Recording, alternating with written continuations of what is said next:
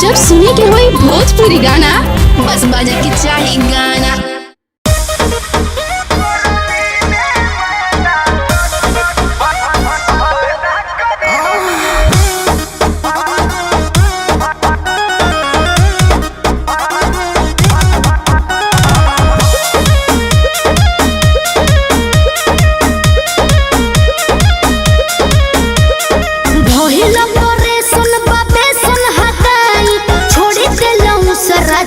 से मंगाए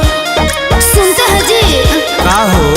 अरे भोलो करे सुन बाबे सुन हटाई छोड़े देलऊ सारा जजू से मंगाए नहीं सुई दवाई न पैदा करी गरमी में काजी गरमी में मैदा फायदा करी हो गरमी में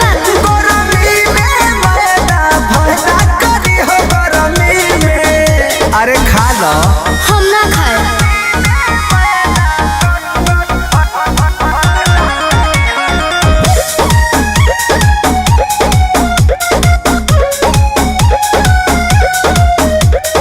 डॉक्टर से हमरा तो माना बा बिछुआ तो खाए के खाना बा।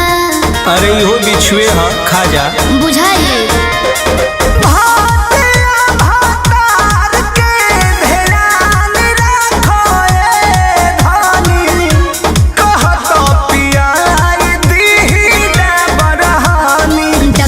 से हमरा तो माना बा बिछुआ तो खाए के खाना बा।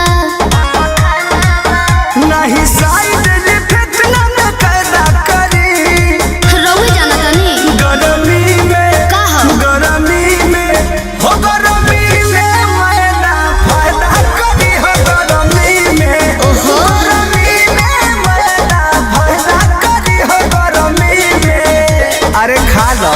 कहत नहीं ना खाए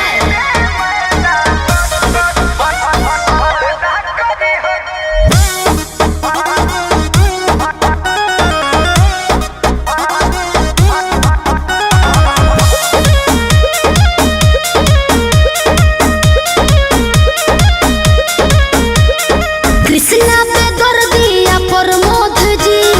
रहुआ से बारे अनुरोध जी मान जाइए ना।